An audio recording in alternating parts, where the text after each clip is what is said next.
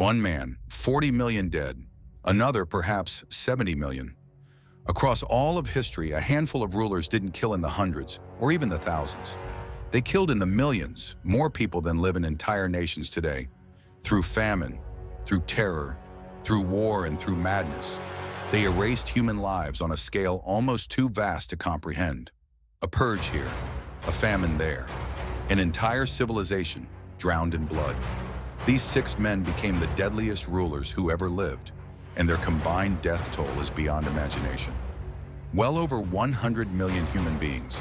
Today we count them down from number 6 to the single man responsible for more deaths than anyone in the history of the world. Stay until the very end. Welcome to History Nexus. Number 6. We begin in Cambodia in the year 1975. A quiet, smiling former school teacher named Pol Pot seized control of the country and declared Year Zero, an attempt to erase all of modern civilization and rebuild the nation from nothing. Money was abolished. Religion was banned. Schools and hospitals were shut.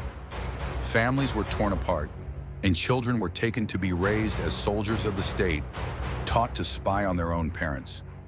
In a matter of days, he emptied the cities at gunpoint, marching millions of people into the countryside to labor as slaves in the rice fields. And anyone who carried the faintest stain of education was marked for death. Doctors, teachers, monks, even people who simply wore glasses or spoke a foreign language. In the secret prison known as S-21, thousands were photographed, tortured, and executed.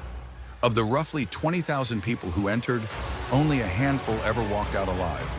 The regime lived by a chilling motto: to keep you is no benefit, to destroy you is no loss. Over just 4 years, through starvation, forced labor, and the mass graves the world now calls the killing fields, Pol Pot's regime killed an estimated 2 million people, nearly a quarter of Cambodia's entire population. No foreign army did this. A nation destroyed a quarter of itself by the will of one man. Number 5. Our next ruler never lifted a weapon and never once set foot in the land he destroyed.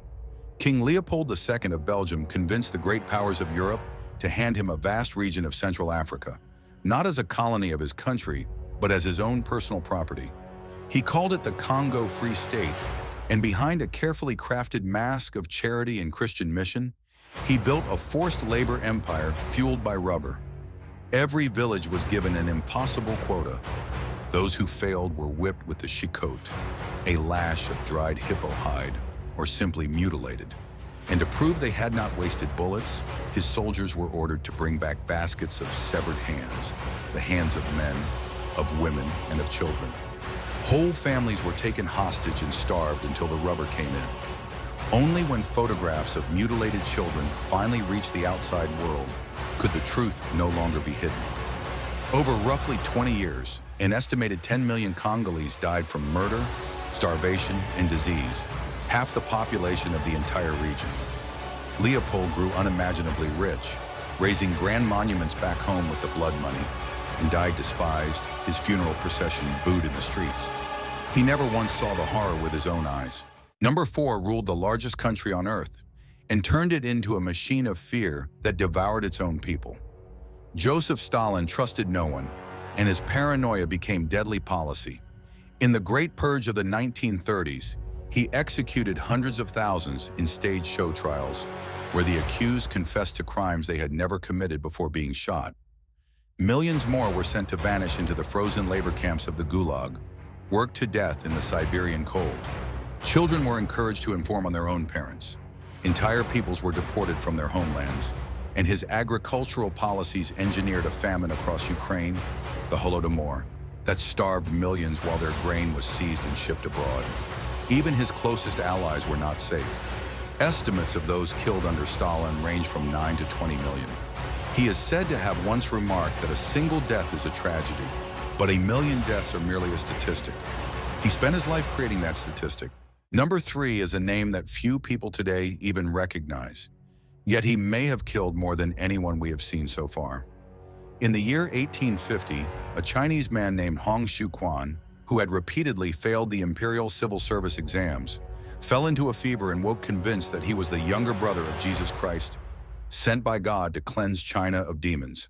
He gathered followers by the millions and launched the Taiping rebellion against the ruling Qing Empire, founding his own heavenly kingdom with its capital at Nanjing.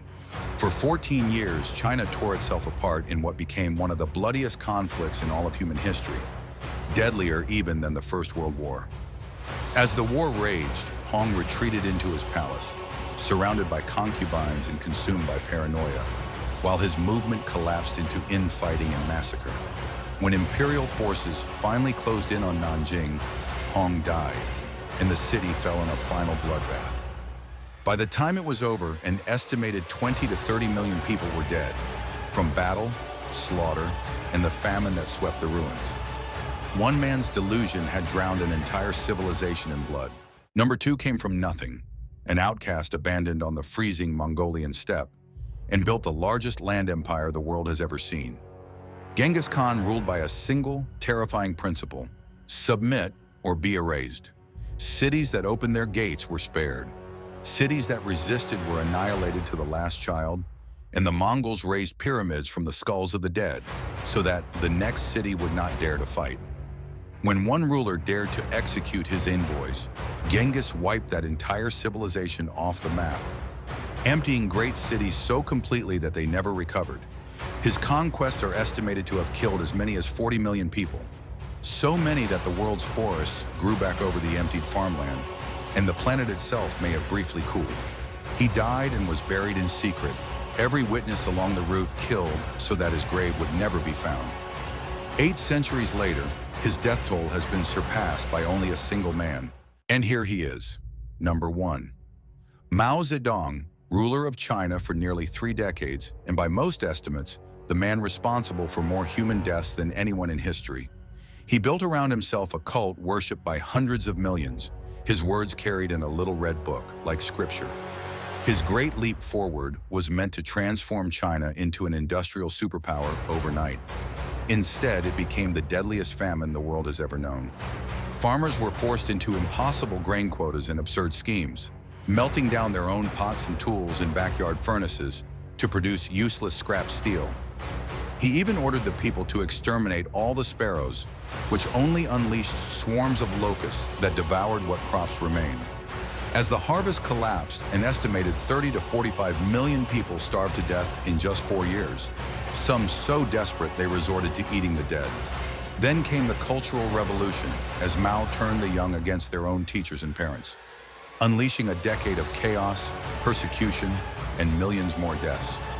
In total, Mao's policies are believed to have killed between 45 and 70 million people, more than the entire population of many countries alive today. Not in a war, in peacetime, by the decisions of one man. Pol Pot, Leopold, Stalin, Hong, Genghis, Mao. 6 rulers and a death toll beyond comprehension, well over 100 million human lives. Some killed for ideology, some for greed, some for a delusion they believed was holy. But every one of them reveals the same terrifying truth, that the deadliest weapon in all of history has never been a sword or a bomb. It has been a single human being handed absolute power with no one left to say no. So tell me, which of these shocked you the most? Drop it down in the comments. Subscribe to History Nexus, where history connects, and remember this: power does not just corrupt. Sometimes it kills by the million.